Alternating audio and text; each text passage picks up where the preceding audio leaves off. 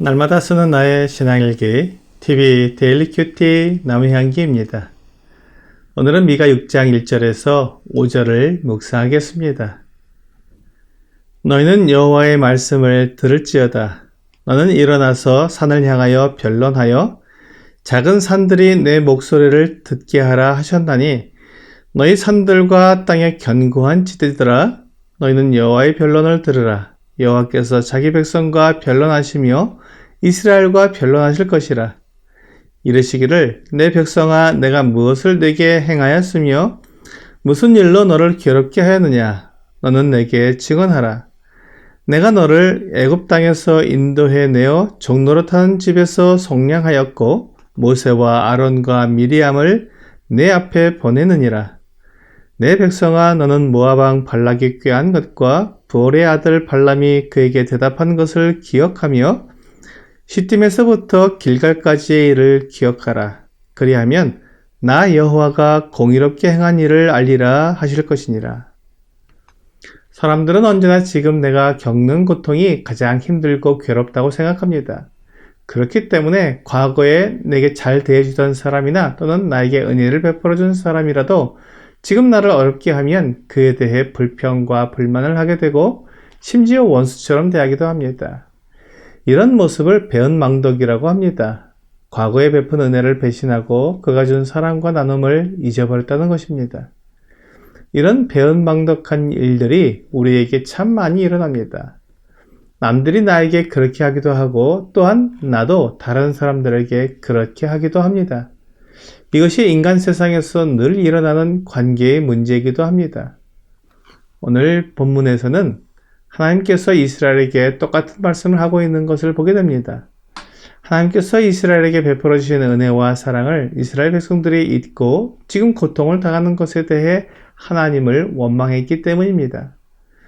이스라엘 백성들은 하나님을 오해했습니다. 하나님께서 그들을 버리고 떠나셨다고 생각했습니다. 그리고 하나님께서 그들을 보호하고 인도하실 만한 능력이 없다고 생각했습니다. 그래서 그들이 부강해지기 위해 우상을 섬기고 또한 이웃나라와 전쟁을 벌여 승리를 쟁취해야 한다고 생각한 것입니다. 그런데 그들이 그렇게 하면 할수록 그들이 더 큰 고통과 어려움에 빠지게 되기 때문에 원망이 더 커지고 하나님을 미워하게 된 것입니다. 그러자 하나님께서 이스라엘과 변론을 시작하셨습니다. 하나님께서 이스라엘을 어떻게 대하셨으며 그들에게 얼마나 오랫동안 참으셨는지 변론하기 위해 그 모든 것을 잠잠히 지켜본 산들을 증인으로 삼으셨습니다. 그 오랜 세월 동안 하나님께서 이스라엘에게 베푸신 은혜를 증언할 증인이 누가 있겠습니까? 그래서 하나님께서 산들을 증인으로 부르신 것입니다. 하나님께서 이스라엘의 원망과 불평에 대해 얼마나 마음이 아프셨는지 이러한 장면에서 충분히 알 수 있습니다. 그래서 산들에게 증인을 서달라고 말씀하신 것을 보니 하나님의 마음을 조금은 알겠습니다. 이렇게 산들을 증인으로 불러놓고 이스라엘 백성들에게 묻습니다. 하나님께서 이스라엘에게 무슨 일을 했는지, 얼마나 그들을 괴롭게 했는지 말해보라는 것입니다. 이스라엘 백성들이 계속해서 하나님께서 그들을 괴롭히고 못살게 하신다고 불평을 했기 때문에 그렇다면 얼마나 그런지 정확하게 밝혀보라는 것입니다. 하나님은 이스라엘을 사랑하시고 그들에게 생명을 주셨습니다. 원래 이스라엘은 이 세상에 존재하지도 않았습니다. 하나님께서 아브라함을 갈대아 우르에서 부르셔서 가나안 땅에 오게 하시고 그에게 전적으로 약속해 주셨습니다. 아브라함의 자손들이 큰 나라를 이루게 될 것이며 그 후손들이 하늘의 별처럼 바닷가의 모래처럼 많게 될 것이라고 약속해 주셨습니다. 그리고 그들이 애굽에 내려가서 그곳에서 큰 족속이 되었을 때 그들을 애굽에서 이끌어내셨습니다. 이스라엘의 애굽에서의 종노릇하고 있었을 때 하나님은 그곳에서 그들을 건져내신 것입니다. 하나님은 그 일을 위해 모세와 아론과 미리암을 세우셨습니다. 하나님께서 그들을 구원하실 계획을 세우셨을 뿐만 아니라 그 일을 이룰 인도자들도 세워주신 것입니다. 이렇게 완전한 계획과 뜻을 이루시는 분이 이 세상에 누가 있겠습니까? 그 다음에 모압 왕 발락이 발람을 선지자를 꾀어서 이스라엘을 저주하게 하셨지만 하나님께서 발람 선지자에게 말씀을 주어서 오히려 이스라엘을 축복하게 하셨습니다. 민수기 23장 18절부터 20절은 발람이 예언하여 이르기를 발락이여 일어나 들을지어다 십볼의 아들이여 내게 자세히 들으라. 하나님은 사람이 아니시니 거짓말을 하지 않으시고 인생이 아니시니 후회가 없으시도다.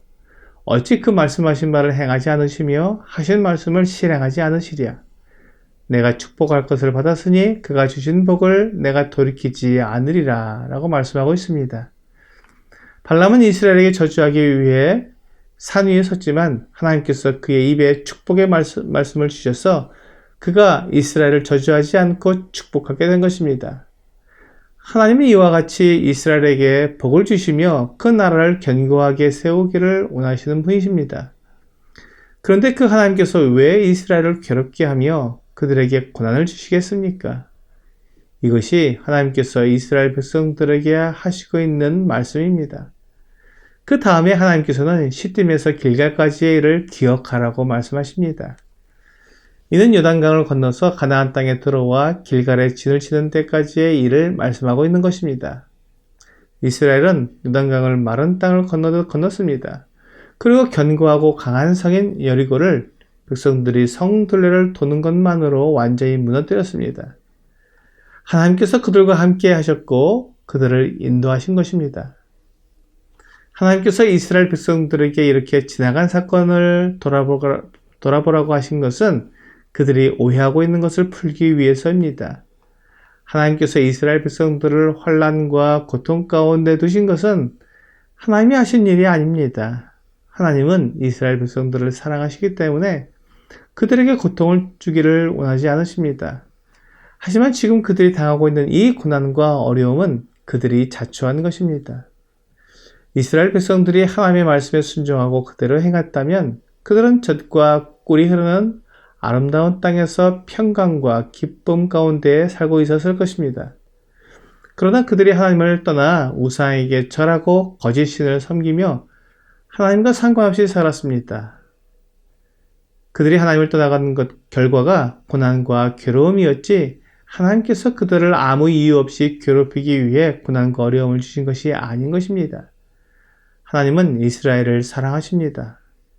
오늘의 적용 질문을 보겠습니다. 하나님께서 지난날 나에게 어떻게 행해 오셨는지 그리고 나는 하나님 앞에 어떻게 행해 왔는지 기억해 봅시다. 사람이 자신의 지난날을 돌아보면 하나님을 알지 못하고 죄와 허물로 죽어 있던 자신을 발견하게 될 것입니다. 오늘 허물과 죄로 죽었던 나를 살리신 하나님의 은혜와 사랑을 기억하고 하나님의 말씀에 순종함으로 하나님을 가까이 하는 여러분과 제가 되기를 주 예수님의 이름으로 기도합니다.